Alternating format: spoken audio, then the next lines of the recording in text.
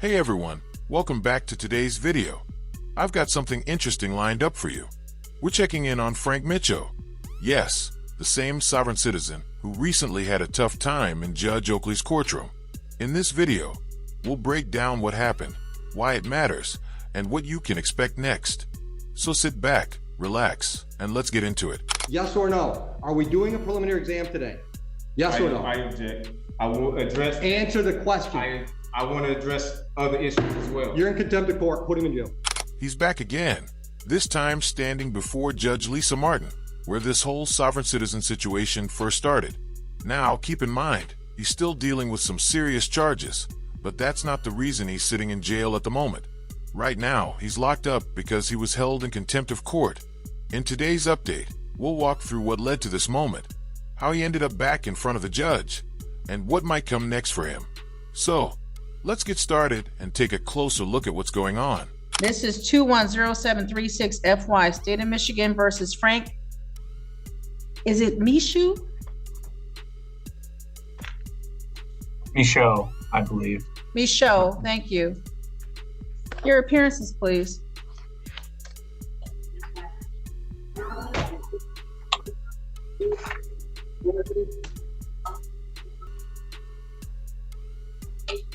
Judge, I'm not sure if we're waiting for the prosecutor, but on Mr. Michaud's behalf, I would say that I'm not sure if Mr. Michaud wants me to continue to represent him. I think he's expressed previously that he does not want me to continue to represent him. I'm happy to be here as some sort of standby counsel, but I prefer that Mr. Michaud sort of speak to whether I'm representing him or whether he intends to represent himself.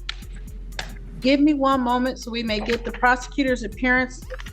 Good morning, Your Honor. Mohammed on behalf of the people, P86771. Thank you. And Mr. Michaud, your name for the record, sir. I am the beneficiary of the Frank Anthony Michaud Jr. estate, making a special appearance, not general, and I appoint you as my trustee for the record. And Mr. Michaud, were you able to hear Mr. Sullivan indicate that he is standing by as shadow counsel? I heard him. Okay. This case is scheduled this morning for PCC. How are we proceeding? I'm here challenging the jurisdiction for the record, ma'am. Judge, the people are prepared to set a preliminary exam in regards to this matter. Mr. Michaud, you're able to raise that at the exam date, the allegations that these events occurred at Detroit Metro Airport, which is located in the city of Romulus. Are you ready to have the exam scheduled, sir?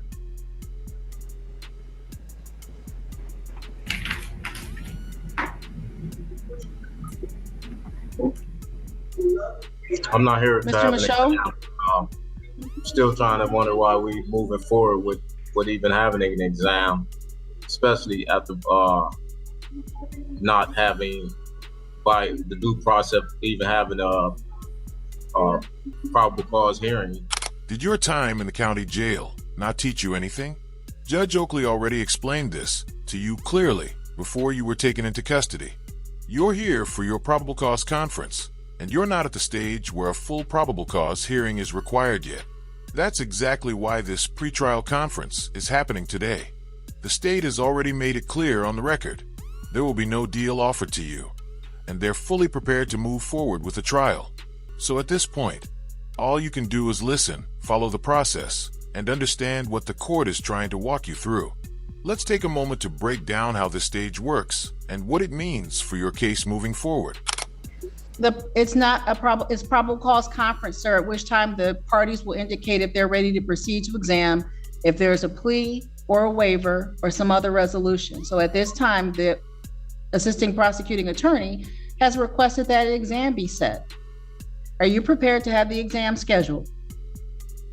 No, as me here challenging the jurisdiction for the record, I want to put on the record that once the jurisdiction is challenged, the court cannot proceed when it clearly appears that the court lacks jurisdiction. The court has no authority to reach matters, but rather should dismiss the action. That's Mello versus U.S. for the record. And sir, what is it that you find, what is your allegation regarding the jurisdiction? Well, what is the jurisdiction that the court is operating up under, ma'am? The Sixth Amendment has— The court has already— the right Mr. to know Michaud, the things. court has already indicated that the allegation is that this event occurred at Detroit Metro Airport, which is located in the city of Romulus. Under Are you what indicating terms? that this event that brings us here to court did not occur in the city of Romulus? Well, I would like to know what jurisdiction is this court operating up under, so that I can properly defend myself and represent myself for the record. So the Sixth Amendment grant me the right to know the nature and causes of these actions. So I would like to know, what jurisdiction are you operating up under? Sir, what the file indicates is that there's an offense dated February 23rd, 2021. And again, that the case happened at Detroit Metro Airport, which is located in the city of Romulus. That is a jurisdiction within this court's parameters. So that being the case, would you like to have an exam scheduled? No, I would like to have, under what jurisdiction are you proceeding with, so I can properly defend myself? With the way he keeps misunderstanding the basics, it's surprising he hasn't hurt himself from all the confusion he creates. He's being charged with carrying a firearm as a convicted felon at an airport in the city of Romulus, which clearly puts this matter under the court's authority. There's no question that the court has full jurisdiction over the choices he made that led to these charges. As the judge continues, she makes it clear that this isn't a complicated issue. The law applies here, and the responsibility falls squarely on him. Let's look at how the court handles this situation and what it means for his case moving forward. I've said it three times already, Mr. Michaud. If you have indications or information that the event as alleged did not occur in the city of Romulus, I'll hear it at the exam date. That's not a jurisdiction. The jurisdiction has to either be one or two. Is this common law or admiralty jurisdiction, or is, for the record, you gave me a location, Michaud? a jurisdiction. Mr. Michaud, respectfully, what we'll do this morning is either schedule an exam, adjourn the PCC, or waive the exam. One of those three things. Well, the law requires proof of jurisdiction to appear on the record of the administrative agency in all administrative proceedings. That's Higgins versus Levine. So I still would like to know under what jurisdiction, so that I can properly defend myself, not the location. I need to know what jurisdiction is this court operating up under. Mr. Michaud, It wouldn't be a violation of your oath of office to tell me. Mr. Michaud, for a probable cause conference, and I'm sure that you've heard this before, we're doing one of a few things. We are scheduling the exam, we're adjourning the PCC, or we're waiving the exam. How are we proceeding? We can't proceed until jurisdiction is proven on a record, so that I can fully have an understanding of what's going on. I still don't understand what is going on without jurisdiction being proven on the record.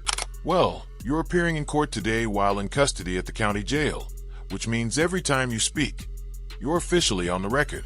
By doing so, you're essentially confirming the court's authority over you.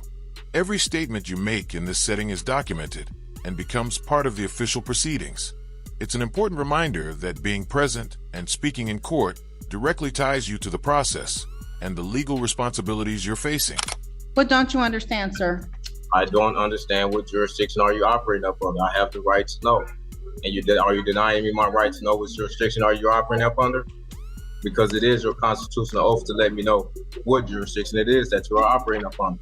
And you still have not yet given me my right. This is the 34th District Court, Mr. Michaud. That's not a jurisdiction. That's not a constitutional jurisdiction, ma'am. Is this common law or admiralty? Is this criminal or civil? It's a criminal case, sir. Okay, if this It's is a criminal case where it's alleged that you were a felon in possession of a firearm and that you carried a concealed weapon. That's count 2. And then count 3, felony firearm. Those are the allegations. I've given you the 3 counts in this matter. I've given you the date of the offense, and I've given you the location of the offense. We can do one of 3 things this morning, sir. We can adjourn to PCC, We can schedule the exam, or you may waive the exam. Which would you like to do this morning?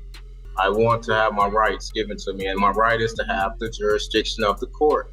That's just for the record. I've already indicated to you, sir, what the court is.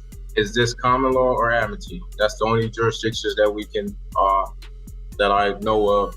You still haven't acknowledged neither one, and I still don't understand what's going on. Until you acknowledge one or the other, we still haven't got jurisdiction on the record. Mr. Michaud, do you intend to represent yourself in this matter going forward? I would like to know jurisdiction so I can properly proceed to present myself properly. I can't properly present myself or defend myself without knowing what jurisdiction that you're operating upon. And you said it was criminal, so if it's criminal, and for a crime to exist, there must be an injured party, a corpus delicti. There can be no sanction imposed or penalty imposed on one because of this constitutional right. So if this is a criminal, where is the injured party? Who have I injured? I have the right to face my accuser, face the one who is bringing these allegations against me, ma'am. Mr. Michaud, if you wish to be able to defend yourself and hear witnesses against you, the court is happy to schedule the exam. Is that what you're asking this morning? No, as I appointed you as my trustee, I demand that you dismiss these actions for no corpus delicti, no proper jurisdiction, for no proper crime, injured party. Mr. Muhammad, your response to Mr. Michaud's request that this case be dismissed. Judge, the people's position is we would object to dismissing this case on the basis of lack of jurisdiction. As you mentioned earlier, this crime did occur in the county of Wayne, and thus we do have jurisdiction. There is no jurisdiction without an injured party, for the record. So I would like to face the injured party for the record. And Judge, my response is, then we should Yes, sir. Then I believe we should set this for a preliminary exam. I object to that, ma'am. You cannot proceed without jurisdiction being provided on the record. And you being my trustee, for the record, ma'am, you have to dismiss this case as I demand, for the record. Your request to have this matter dismissed is denied. Mr. Michaud, my question will remain the same. Would you wish the court to schedule an exam? Do you wish to waive that exam and have your case bound over to Third Circuit Court, Frank Murphy Hall of Justice? Or do you wish to adjourn the PCC? Those are your options this morning, sir. They're going to stay the same. I would like for jurisdiction to be provided for the record, and that if not, I demand dismissal, for the record. This case will not be dismissed, sir. Would you like the exam scheduled? Would you like to waive the exam, or would you like to adjourn the PCC?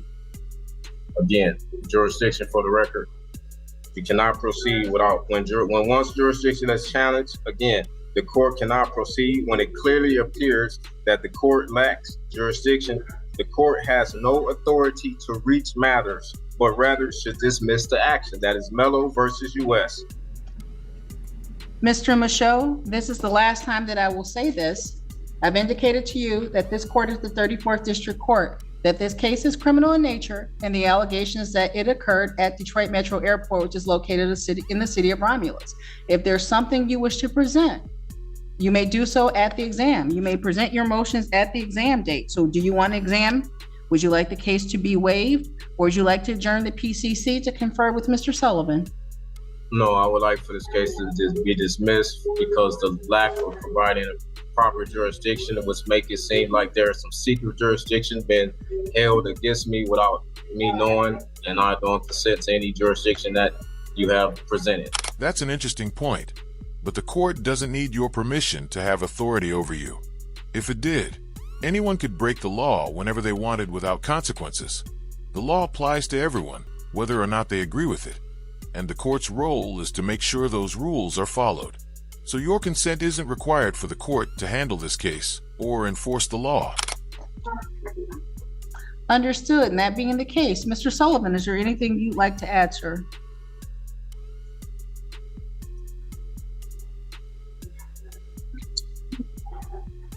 Judge, I don't know what to say. I'm not sure that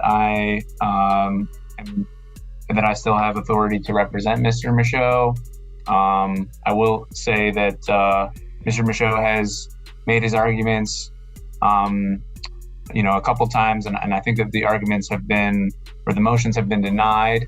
And I've explained to him that his arguments are preserved on the record, and that he maintains the ability to appeal any denial of his motion to dismiss.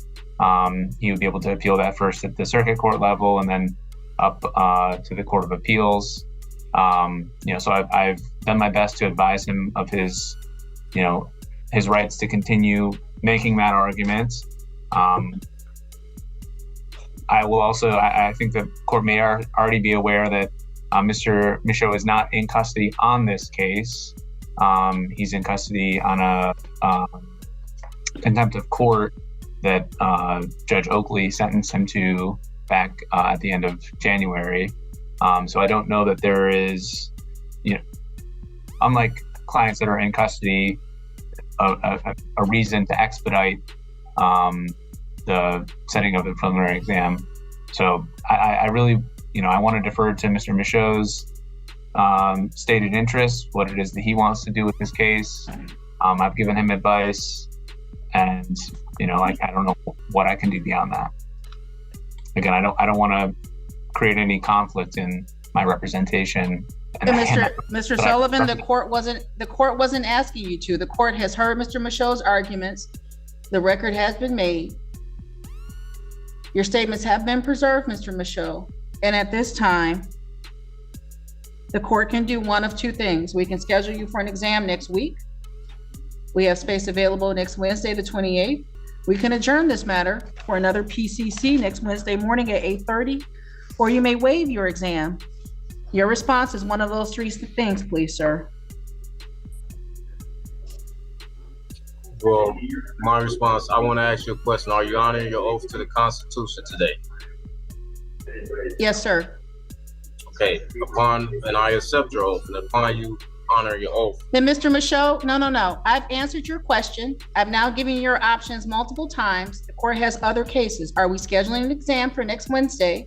Are you waiving your right to have the exam?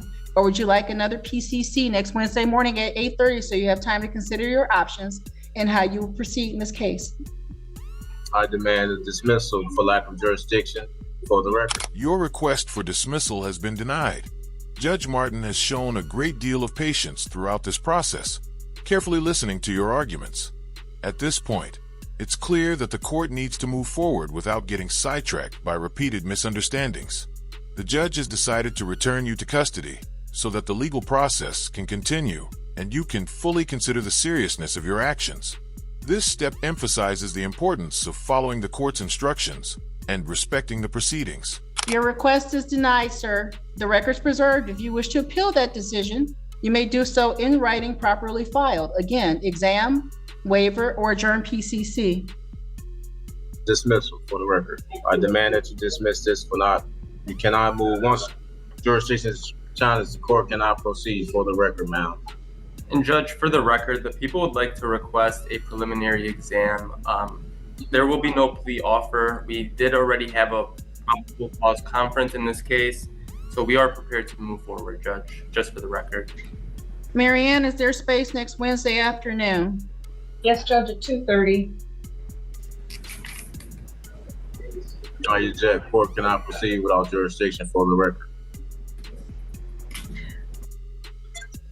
Jurisdiction has not been provided for the record, so that Mr. Michaud, the court has responded and provided the appropriate information to you. The exam will be scheduled for next Wednesday, February 28, 2024, 2:30 p.m. in person here in courtroom number 1. If there is a motion that you want the court to consider, the court will take it up as a preliminary part of the exam. I object. Anything else, Mr. Mohammed? Nothing from the people, Judge. Thank you. Anything else, Mr. Michaud? I demand for a dismissal for the record. Court cannot proceed without jurisdiction being provided for the record, and yet you still continue. Your oral motion having been heard and denied. Anything else? Why are you denying to put the jurisdiction on the record? Why? I just want to know why. Why are you denying? I've done that, Mr. Mr. Michaud, I've done that. I've asked you multiple times how you would like to proceed with this conference. You refuse to answer the court's question regarding how we're proceeding. The prosecution has requested an exam. The court has scheduled an exam. If there are things that you wish to take up preliminary next Wednesday, we will take it up before the exam starts. I'm not prepared, do not wish to have a preliminary without me knowing how to defend myself under which jurisdiction. So it's still a violation of my rights, my due process. You're moving forward without telling me which jurisdiction so that I can properly defend myself and represent. Civil and criminal procedures have different jurisdictions, and I need to know which one are you operating up under now. How could you do, Mr. Michaud? The court's answered the question multiple times, and the court deems this matter concluded. I will see you next Wednesday afternoon. All right, everyone. That wraps up today's video. It looks like the next time we'll see him is at his in-person probable cause hearing on Wednesday.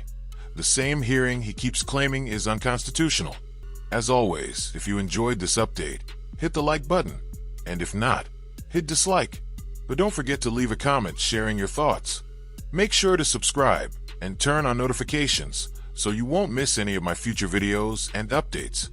Thanks for watching, and I'll see you in the next one.